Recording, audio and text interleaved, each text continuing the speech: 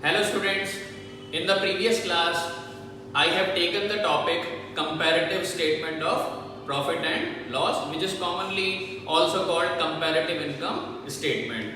Now we move on to our next topic, that is called common size income statement. It is also commonly called common size profit and loss account. So first of all, what do you mean by common size income statement? What does it mean and why it is prepared?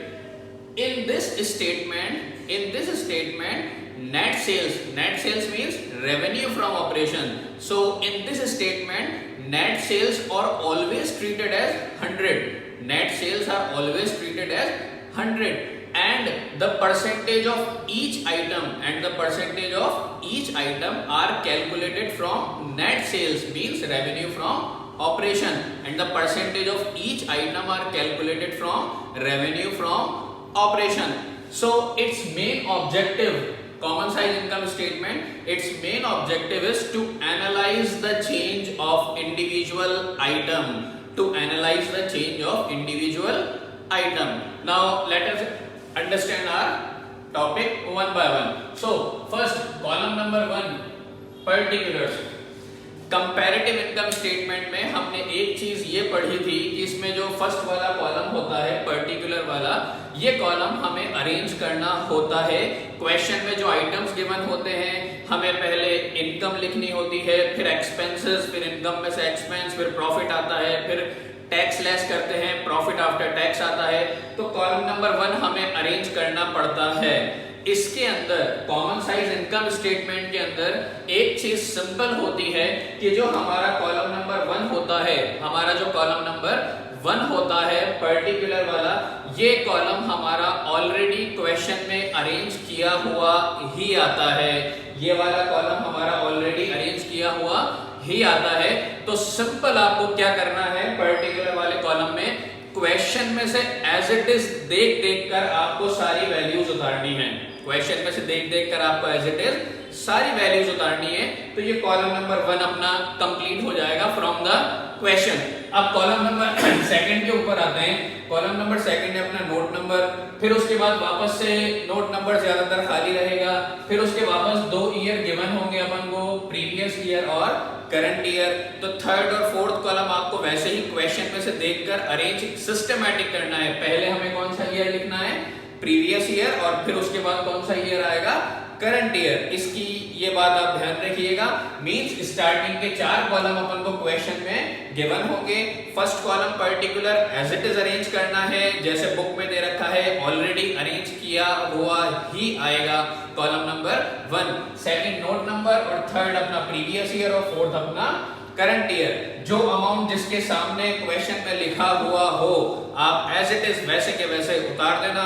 Revenue from operation का amount उसके सामने, previous year का previous year में, current year का current year में। ऐसे ही सारे items के अमाउंट आप उनके सामने उतार देंगे। तो ये अपने क्वेश्चन में से 4 कॉलम्स कंप्लीट हो जाएंगे, 1, 2, 3 एंड 4.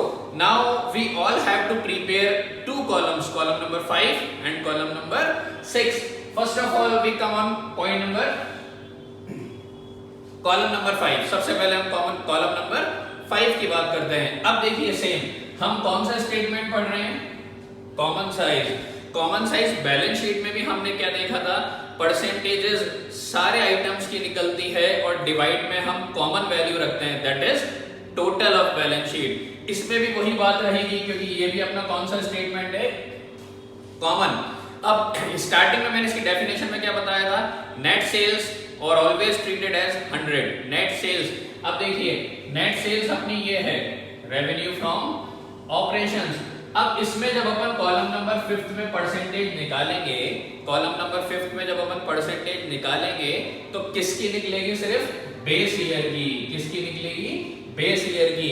बेस ईयर के सारे अमाउंट की आपको परसेंटेज निकालनी है 1 by 1। बेस ईयर के सारे अमाउंट की आपको परसेंटेज निकालनी है 1 by 1। अब डिवाइड में क्या रहेगा, कॉमन। क्या रहेगा कॉमन, आपका कॉमन रहेगा रेवेन्यू फ्रॉम ऑपरेशंस।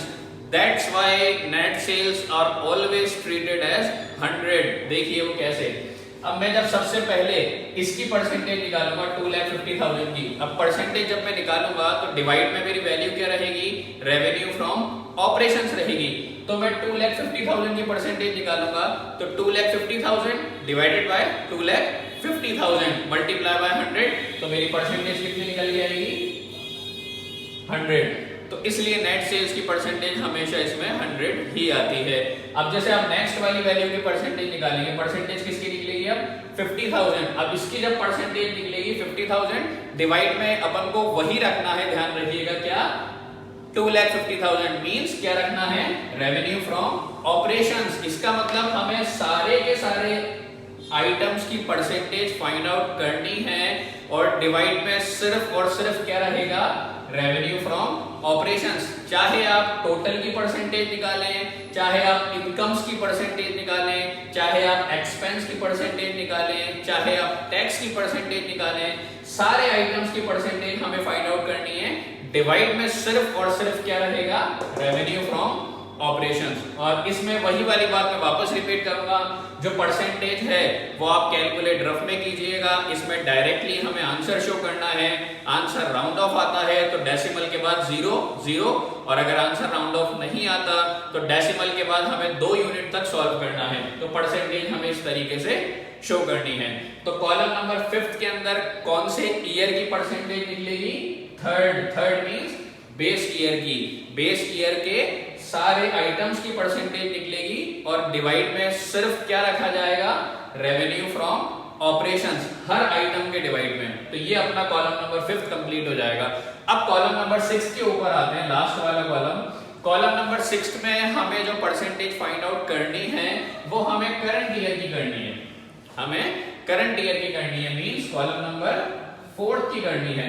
अब कॉलम नंबर 4 पे आइए वापस से, net sales always treated as 100। तो सबसे पहले मैं रेवेन्यू फ्रॉम ऑपरेशन की परसेंटेज निकालूंगा, वो कितना है, 3,50,000। तो इसकी परसेंटेज कितनी आएगी, इसकी परसेंटेज 100 ही आएगी। अब नेक्स्ट आइटम के ऊपर आते हैं, नेक्स्ट आइटम है अपना 50,000।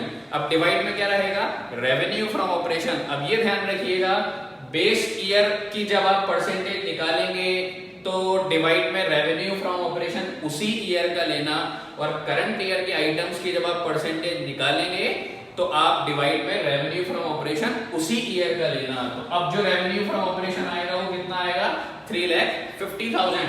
अब इसकी अपन परसेंटेज निकालेंगे 50,000, तो 50,000 डिवाइड में क्या रखेंगे, यहाँ पर डिवाइड में यहाँ पर रहेगा अपना 3,50,000। तो यहाँ पर ये वैल्यू अपनी ऐसे कैसे आ जाएगी, तो यहाँ पर अपन जब परसेंटेज निकालेंगे 50,000 और डिवाइड में क्या रहेगा, 3,50,000 मल्टीप्लाई बाय 100।